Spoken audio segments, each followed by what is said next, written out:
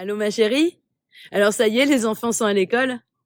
Ouais, ça nous fait un peu des vacances en quelque sorte, oui. Bon, par le soir, hein, quand ils rentrent, hein.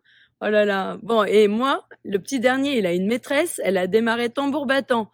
Il a une fable de La Fontaine à apprendre pour la semaine prochaine. Tu sais, le lièvre et la tortue. Si celle dont la morale c'est rien ne sert de courir, il faut partir à point. Oui, mais oui, c'est ça. Ça m'a fait penser aussi aux vidéos d'Hypnose sur les biais cognitifs, quand elle dit à la fin de pas oublier d'appuyer sur pause pour ne pas manquer la cible. C'est un peu ça, non, hein? Il y a de l'idée, hein? Eh oui, il y a de l'idée. Depuis quelques semaines, je vous présente ma vision des biais cognitifs, leurs avantages et leurs inconvénients. Et je pourrais continuer longtemps. Il y en a plein, ils sont partout. Mais en même temps, à chaque fois, c'est la même histoire. Nous avons tous en nous deux systèmes de pensée qui ont pour principale différence la vitesse et la conscience. Le premier système, le lièvre relié à notre cerveau limbique, fonctionne automatiquement, instinctivement, émotionnellement.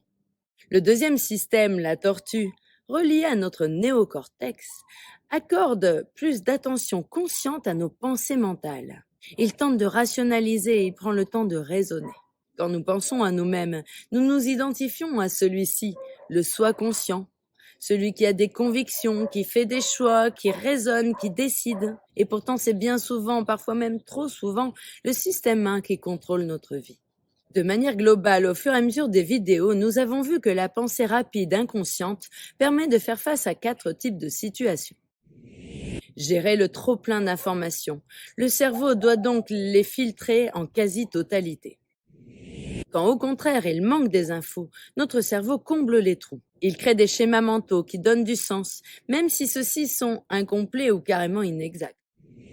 Quand il est nécessaire de réagir rapidement pour notre survie ou notre sécurité, nous ne pouvons pas laisser le manque de temps ou d'informations nous paralyser. Et enfin, pour faciliter la mémorisation. Dans toutes ces situations, nous sélectionnons ce qui nous semble important. Or, ce tri inconscient peut produire des erreurs et nous faire passer à côté de l'essentiel. Alors, que faire? Prendre le temps. Penser à la tortue de la fable un peu plus souvent. Et oui, le système de pensée 2 fait l'apologie de la lenteur, de la conscience et de la stratégie pour gagner la course, notre cible. Retirer nos filtres déformants nous fait aller plus vite et efficacement vers ce qui est important pour nous. La tortue de la fable nous invite à débrancher le pilote automatique, à remettre du mouvement dans nos processus inconscients. Alors il est bien plus facile de repérer ces phénomènes chez les autres que chez soi, car nos raisonnements se font à partir de nos biais cognitifs. Faire appel à un professionnel de l'accompagnement libère des biais cognitifs qui participent aux problèmes que vous cherchez à résoudre. Et cela dans des domaines aussi variés que les relations sociales, de couple, au travail, des choix, des décisions que vous avez à prendre dans tous les aspects de votre vie, la famille, le professionnel, les finances ou la santé. Un coach est là pour vous écouter, certes, mais aussi pour questionner, mettre à jour vos systèmes de pensée afin que vous puissiez essayer de nouveaux points de vue.